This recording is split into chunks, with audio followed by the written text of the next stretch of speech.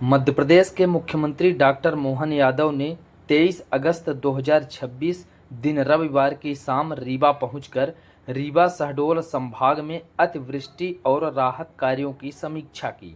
उन्होंने बाढ़ प्रभावित क्षेत्रों में राहत शिविरों में भोजन, पानी और चिकित्सा सुविधाएं सुनिश्चित करने के निर्देश दिए हैं। प्रभावित गांवों एवं वार्डों में विशेष स्वास्थ्य शिविर लगाने, जल स्रोतों का क्लोरीनेशन और साफ सफाई अभियान चलाने को कहा है। क्षतिग्रस्त घर, खाद्य सामग्री और फसल के लिए तत्काल सहायता उपलब्ध कराने के निर्देश दिए हैं। बिजली आपूर्ति बहाल करने तथा पशुओं के उपचार और चारे की व्यवस्था पर भी जोर दिया। मुख्यमंत्री ने कहा कि सरकार हर बाढ़ प्रभावित व्यक्ति के साथ खड़ी है। बीते समय में जब यहाँ हमारे रीवा, शहडोल और जबलपुर संभाग में जो बारिश हुई, उस बारिश के कारण से होने वाली हालात का एक तरह से समीक्षा करने के लिए आज मैं यहाँ आया था। और जो जानकारी मिली है कि अभी का दौर हमारा ये बारिश का, जिसके कारण से जो भी राहत के कैंप चलाए गए थे, कई जगह हमारी अपनी प्रशासन की तत्परता से काम भी किए गए थे।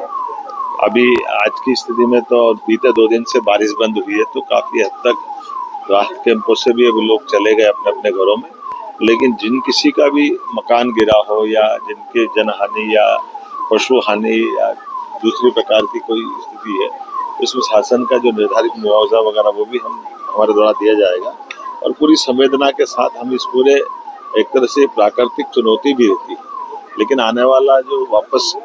24 तारीख से 27 तारीख का एक चक्र है, उस चक्र के लिए जिन जिन जिलों में बारिश की संभावना, वहाँ की सावधानी के लिए भी निर्देश हमारे द्वारा दिए गए हैं। और उम्मीद करेंगे कि जिस प्रकार से अभी चुनौती के साथ हमारा ये पूरे पूर्वी मध्य प्रदेश का हिस्सा इससे बाहर आया है, आगे भी हम अपनी सावधानी के साथ प्रशासन की जागरूकता के साथ भविष्य के लिए भी इस चीज़ों में बाढ़ के कारण से कुछ इलाकों में आने वाले समय में क्या सावधानी रखना चाहिए, उसके प्रबंधन के भी निर्देश जारी किए गए। हम सब जिस प्रकार से आज एल नीनो के बाद ऐसा लग रहा था कि चुनौती का समय है, लेकिन एवरेज ये माना गया कि मध्य प्रदेश भर में 20% बारिश हमारी कम हुई। तो आने वाले समय में जो बाद की फसल है, वर्षा के बाद की, उस फसल में भी कम पानी की फसल लगाए,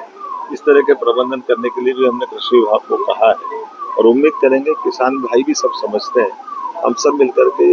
इस पूरे मौसम के आधार पर ये फसल चक्र और अगला फसल चक्र भी ठीक समय